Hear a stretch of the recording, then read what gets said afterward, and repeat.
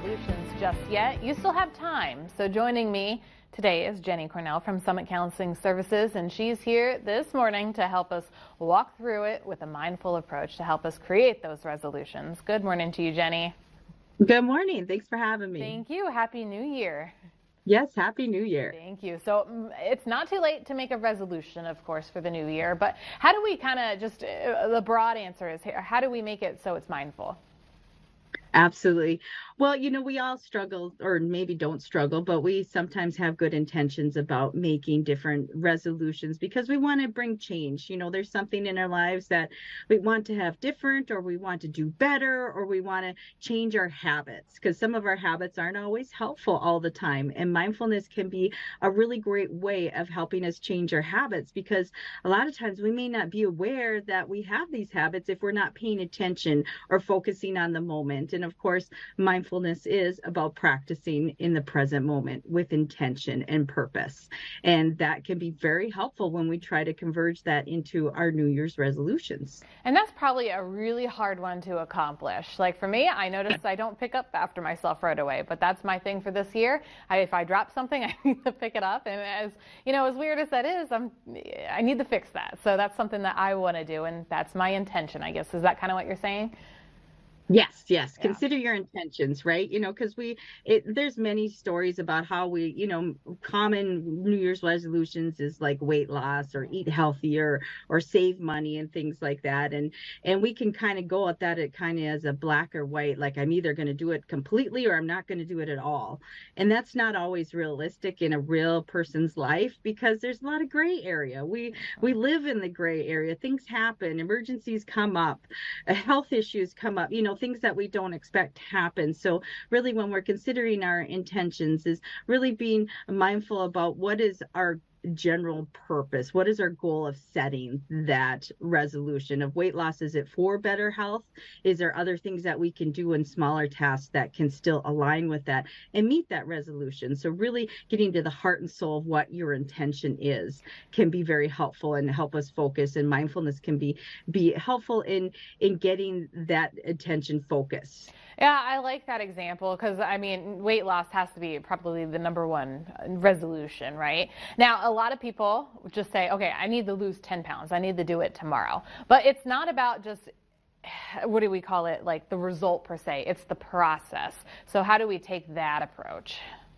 Right. Yeah. And that's another good point when we're trying to be mindful with our New Year's resolution is really focusing on the process, not the results, because, if we want to get to 10 pounds, it's always good to set goals in small increments so we can meet them and they don't feel overwhelming. And then we can set another goal to keep pushing ourselves towards it. If we have a big goal of losing 50 pounds, then maybe we need to break that down into pound by pound or a couple pounds or whatever it might be, something smaller, more manageable.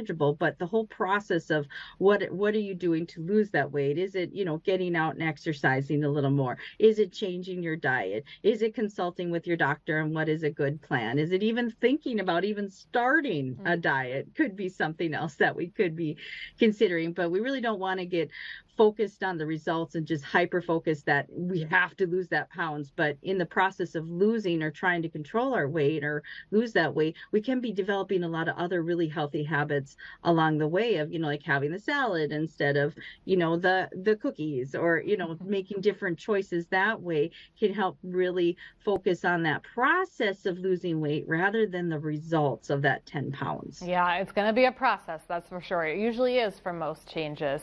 Now, the other thing here is, as we approach the new year, you spent a lot of money perhaps over the holiday season. How do we cut back? And so how can we change our habit maybe of having the subscription plans on the credit card? How can we scale that back?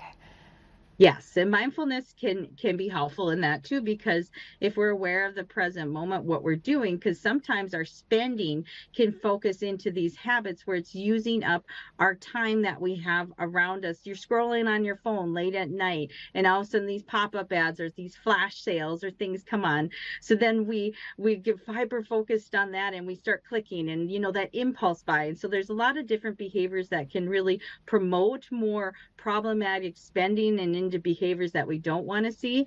Whereas using mindfulness, we can be more aware of what we're currently doing. If we are scrolling, we can stop, we can change, we can alter it to something different if it becomes problematic for our spending or for our time or our health or whatever it might be. But just being mindful helps us to understand what we're doing in the present moment so we can identify these habits when they occur. Yeah, it takes time, that is for sure, and just kind of cutting back. And that leads us to now be kind to yourself. I know a couple of people from last year, self-care was huge. Maybe you want to do that for yourself in 2024. How can we do that?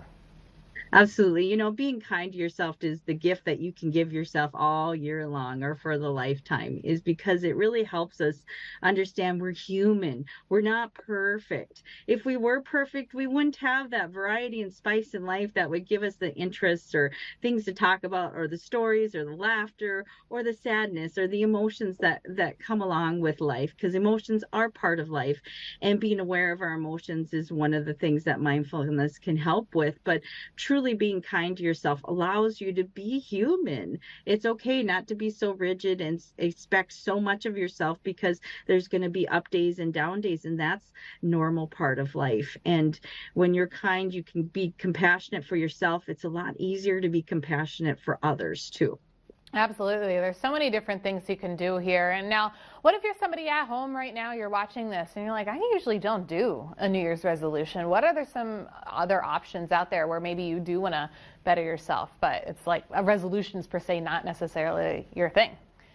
Yeah, definitely. There can be alternatives to resolutions, and some people come up with making a word for the year, whether it's gratitude or it's contentment, or pick a word that's meaningful to you, and that's kind of be your theme that you're going to drive for, the process that you're going to aim for in the next year that you feel is helpful for you. And everybody's situation is different, but picking a word can kind of give yourself that outlook, or have you feel like you're moving towards something instead of trying to stay away from something. Because when we try and keep ourselves from something, that feels very limiting, and we can almost feel like we rebel against, like if we tell ourselves we can't have this, we can't have that, can't, all of a sudden kind of inside of us we want to have it even more.